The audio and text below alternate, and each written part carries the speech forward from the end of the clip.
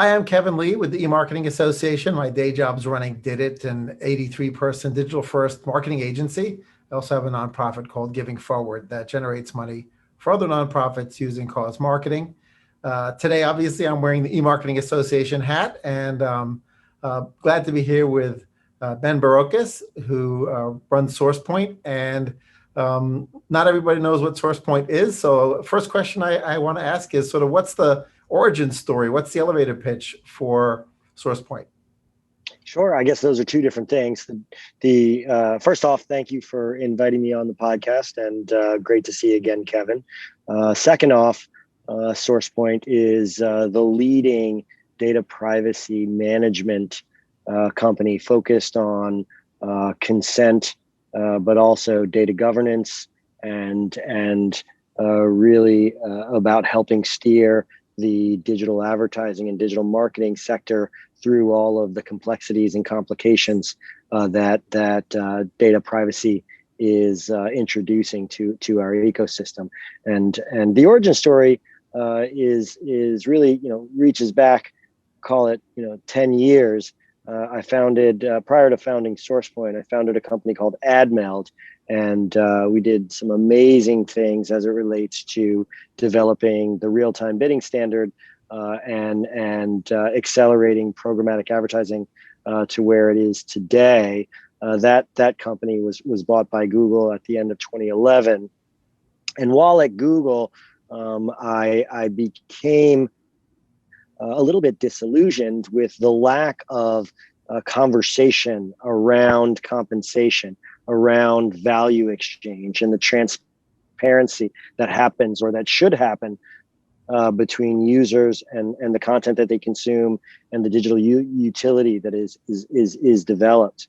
And I thought that as an industry, we could do better in terms of educating users around how advertisers subsidize all that great content utility that is consumed on an ongoing basis. And I believe that there is, no education without friction. And so we developed software by which you could optimize that friction, optimize that communication, optimize that messaging with the user base around, data and attention exchange. That was really the origin of Sourcepoint, and it was at the very beginning of data privacy regulation, about a year and a half into the Sourcepoint life cycle. Along came GDPR, and GDPR really mandated that friction, at least for the European Union, and our product was just perfectly suited for the consent management part of the equation. And we currently are the consent management platform of record for many, if not most, of the top European as well as American publishing houses, whether that is Warner Media and sites like CNN or Vice Media in the U.S. Or Axel Springer and Gruner and Jahr and Bertelsmann and RTL and Guardian in the UK. We have a global footprint by which we capture, store, and syndicate consent for those large publishers. In addition, we have a number of other tools that help brands evaluate and understand risk as it relates to data privacy compliance, as well as data ethics and overall digital citizenship. So we span the both supply as well as demand, as well as sort of intermediaries in the ecosystem in order to help them not only manage consent, but also evaluate risk as it relates to vendors. So most of the other folks sit on one side or other of the ecosystem. You guys bridge both the brand / marketer and the publisher, of course, and then all the plumbing that glues them all together. So if you have to sort of synopsize in a nutshell what the primary differences are between the sort of brands who are probably dealing with both some first party and third party data issues at least for the time being, although some of the third parties going away. And publishers obviously are also trying to simultaneously build first party and be a data source, be a third party data source. So how does that end up manifesting itself differently for you guys? Well, I think consent is the important part of the stack that will tie some of this together. I think both marketers, while collecting first-party data, need to make sure that users have a good understanding of what marketers are going to do with their data, and so the optimization of the capture of that data, the transparency in creating and educating users about its use, and then its safe syndication of that data are also important on the brand side, as well as obviously on the publisher side. Beyond that, the evaluation of one's own house and also the houses by which you visit is a crucial part of the equation. So we have two tools: diagnostics that look inward to your own sites and apps, and helps you evaluate by looking at all of the digital artifacts of your sites and apps in terms of not only consent, but also your privacy policy, also the other vendors that you have integrated within your site with JavaScript or within your SDK or with a number of SDKs, doing that analysis and diagnosis of where your compliance, ethics, and citizenship risks may lie, and then also looking outward and looking at the vendor relationships that you have and maintain and are looking to enter into, looking at those relationships and evaluating, are those enterprises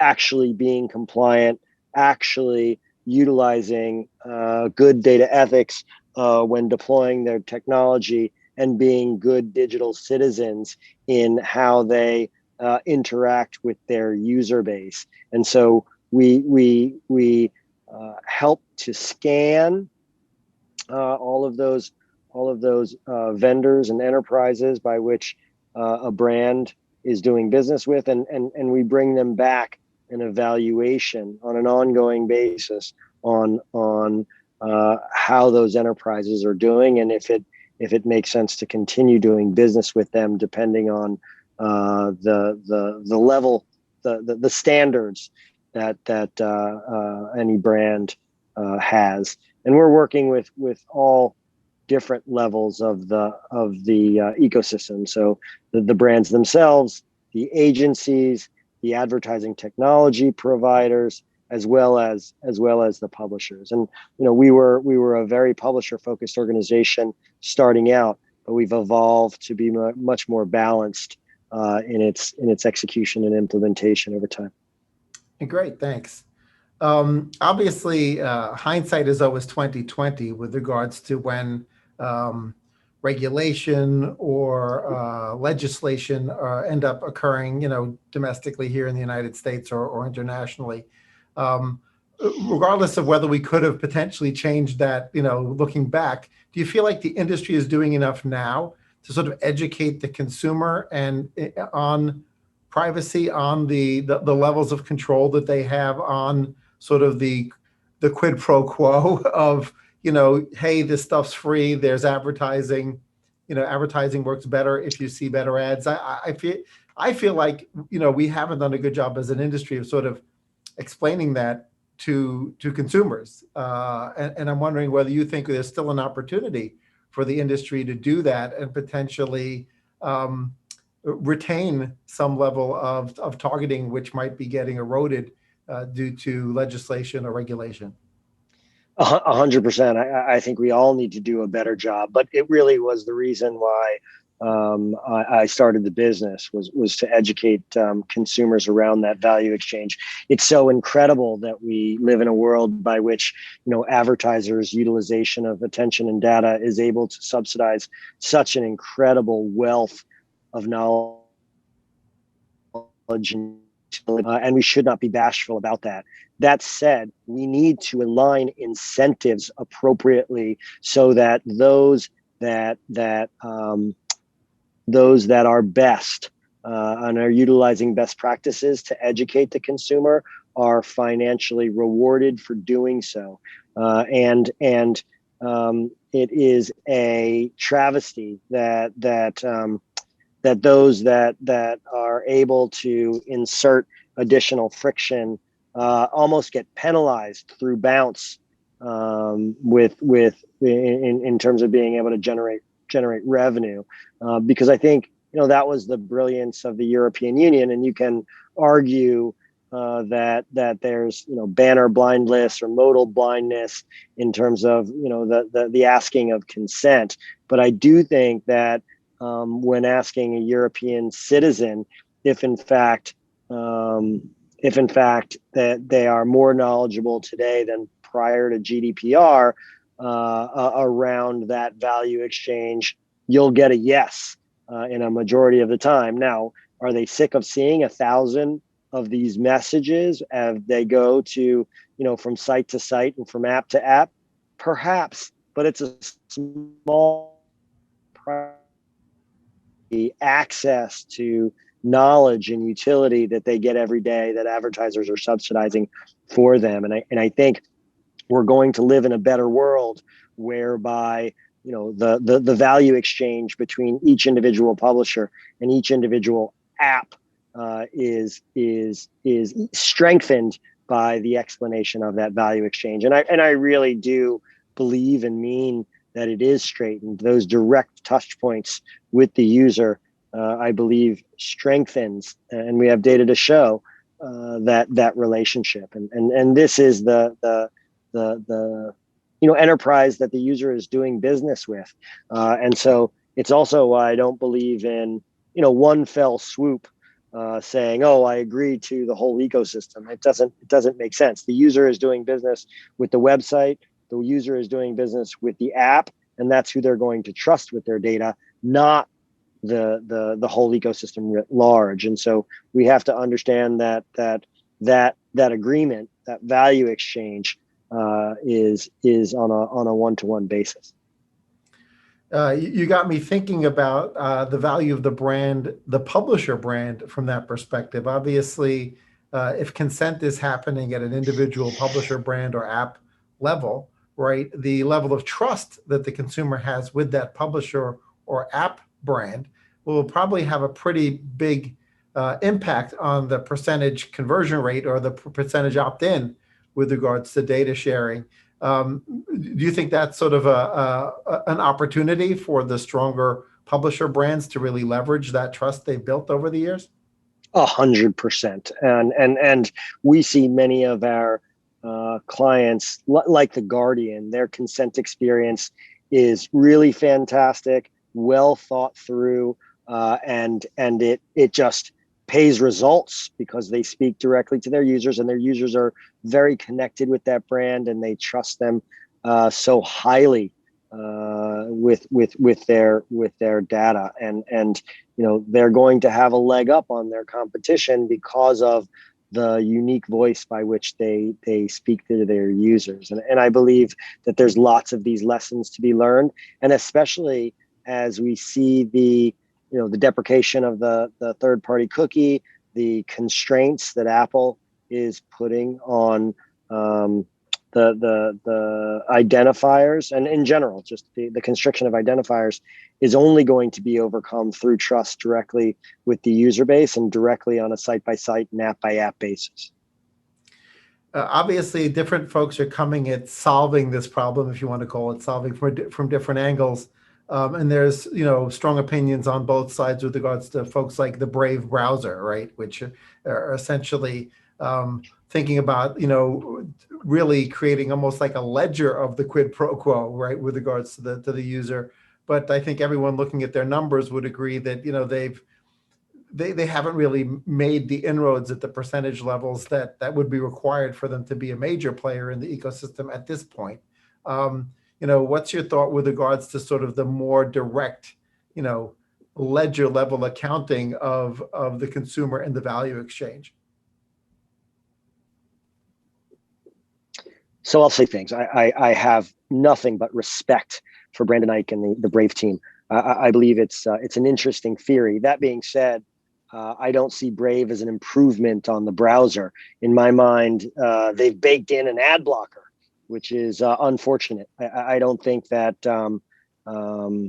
ad blocking is the way to go, and I don't think third-party cookie deprecation is the way to go. What I think is that where there is transparency in understanding, and every day we're becoming more literate generation by generation, the world is becoming more technically savvy, and the explanation of the value exchange is the crucial part of the equation. And the better we do with explaining that value exchange, the better off and the more sustainable the ecosystem will be. In terms of the Brave browser, I think besides having an ad blocker, the fact that it is written to the blockchain, while interesting, is not helpful to the user. And to your point, the numbers by which the user could be compensated is so de minimis that value exchange is not exciting to the user. And so, I respect the effort, but I think it still misses the mark. In my mind, I believe that the conversation with the user happens on a site-by-site basis, on an app-by-app basis. I think that the heavy-handed nature of, call it big tech, but we know who we're talking about, the heavy-handed nature of either deprecating cookies or forcing modals that don't do a good job of explaining the value exchange is not what's best for the industry.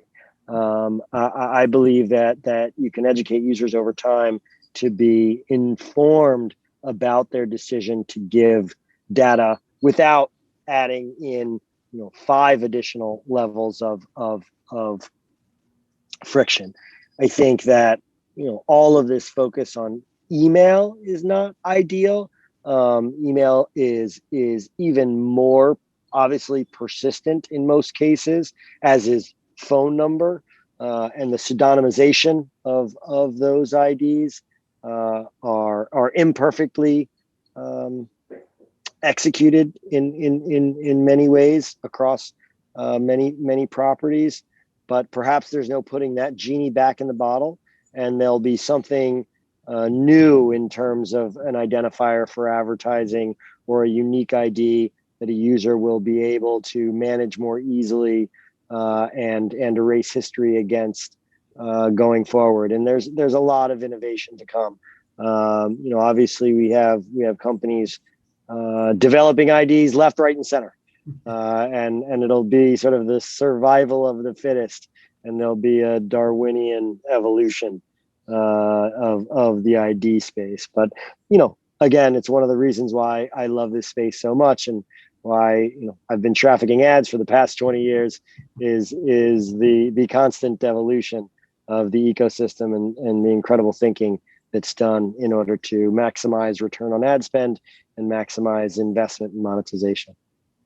It's interesting. We were talking about sort of the incremental value of the brand trust at the publisher level, and it seems like that actually creates two tailwinds at the same time, right? The one tailwind is that they'll get a higher level of consent, and they'll be able to collect more data from the consumer. Certainly, that's more valuable if it's a big publisher, right? Because they'll have more data with regards to which news they read, et cetera. They can perhaps ask consumers to voluntarily opt into demographic data if the value exchange is understood that it's useful for me to tell them how old I am, or how long I've lived in my house, et cetera, or whether I own or rent, all sorts of things like that.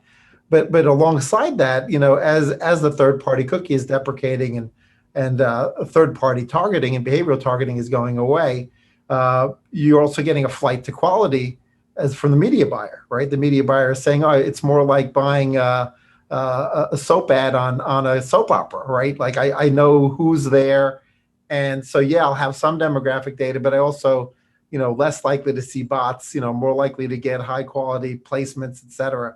So it seems like that's actually creating a divide, an increasing divide at the publisher level, where sort of the scrappy smaller ones are going to have an even more difficult getting the same yield as the big ones. Do you think that's a valid way of thinking about it? It is. I think your idea in terms of a flight to quality is the right one, and I think that also happens on the brand level. I think if you think about companies like Procter and Gamble, like Unilever, um, these companies have a lot of trust by their users, and their users are much more likely to correctly evaluate the high trust levels with those brands, and are lean forward with many of those messages. And I think that'll happen on both sides of the equation. And trust is paramount going forward, and the ability to evaluate an organization is going to only become more important in this ecosystem. And so yes, I think it's also driving some of the consolidation that we see in the ecosystem. It's going to have a lot of effects that are going to um, ripple in a positive way. I see really good things happening into the future, and you can't get there without friction again. And so it's going to get harder before it gets easier. But I think that there will continue to be a rising tide, and it will lift many of the boats that do the preparation and do the hard work of connecting with the user directly. And woe be it to those sites that don't take this opportunity to explain that value exchange and to connect with their user base. So another thought that popped into my head is I run a nonprofit that helps other nonprofits via cause marketing, and I was on a Zoom with one of the senior team at Charity Navigator last week, and obviously they're one of the sort of charity ratings groups. They are a nonprofit themselves, but the consumers are going to them to sort of decide both level of trust with a nonprofit, but also potentially to understand a little bit more about their fiscal responsibility. Do you see somebody taking on that role in sort of the digital ecosystem with publishers to sort of become the trusted arbiter of sort of who's playing nice and who's not? I mean, I guess to some extent, early days of ghostery, right? When it was ghostery, right? You would be able to at least see who was tracking you obscenely versus less obscenely, but they never really turned into that. And I'm wondering if if somebody should take on that role, or if that's sort of too slippery of a slope. I believe that we have taken on that role, and brands are trusting us with doing that exact evaluation. So for companies that are purchasing media, for companies that are purchasing data, we do the evaluation and return it back to the brands so that they can make a purchase decision or not. And I think that buying media or data from sites and apps will be predicated against their treatment of their users and their users' data. And we see and evaluate the digital artifacts of exactly that. We do dozens of dimensions of analysis, all the way from understanding if there is a privacy policy that's posted as it should be, understanding the levels of granularity that privacy policy goes in terms of explaining how data is captured, stored, and syndicated, to levels of consent and where cookies are being dropped and how identifiers are being passed along. What is the length of the settings for those cookies or identifiers before they expire? What is the risk that those cookies or identifiers are posing to the site and to the user? So we are doing that both quantitative as well as qualitative for the sources of the media and the sources of the data that brands can then utilize and plug into their purchase analysis. And so we also look at it as perhaps a leg in the brand safety, brand suitability / media quality stool, right? I think we're all used to the traditional metrics around, the propensity towards viewability, the propensity for fraud, the propensity for things like bot detection and human traffic. Now there is this fourth leg of the stool that we call privacy lens, but it's really about understanding data privacy compliance, data ethics, and digital citizenship of those enterprises where media or data is being purchased. So that's obviously really great for brands and potentially other technology providers that are in the middle of the plumbing programmatic ecosystem or digital ecosystem more broadly. I was sort of also trying to think about from the consumer's perspective, should essentially you license your data stream to the Better Business Bureau, right? Or someone like them that creates a trust mark that the consumers can see and feel perhaps better about the trust level they should give to a publisher or the trust level they should give to a brand.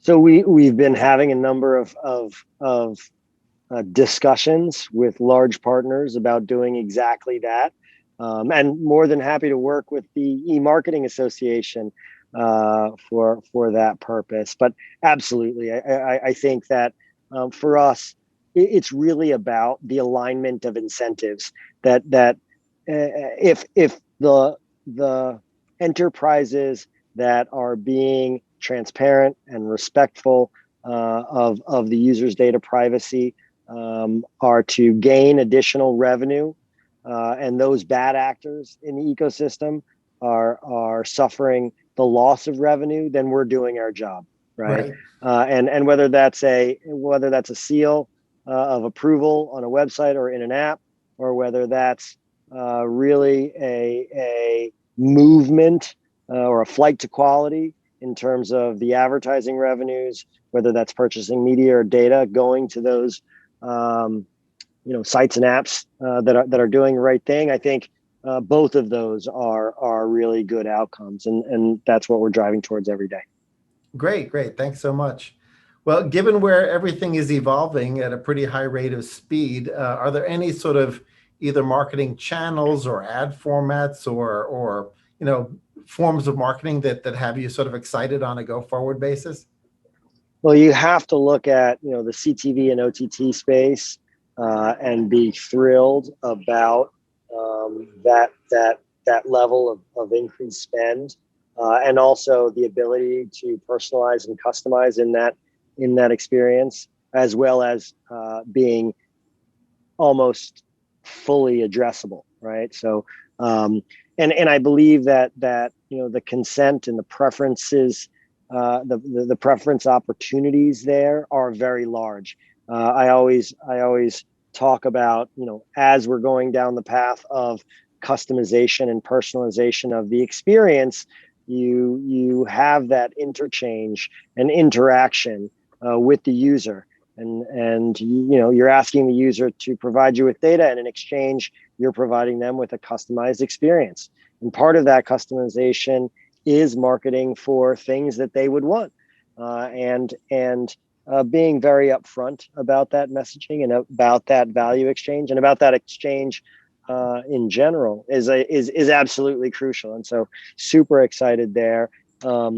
Excited also about the opportunities in the mobile environment. We're seeing a lot of success of our tools in which to educate the users pre and post ATT messaging in iOS, and so certainly they're all being able to sync together through sort of an authenticated consent regime.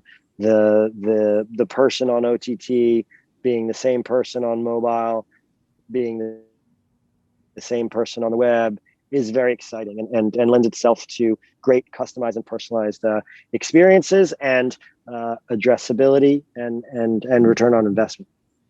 Great, great. Well, thanks so much for brainstorming with me about the sort of evolution of privacy, the evolution of media, and how those things intersect. I'll be looking forward My pleasure, to Kevin. watching where things go over the next year, industry-wide, and then specifically with you guys.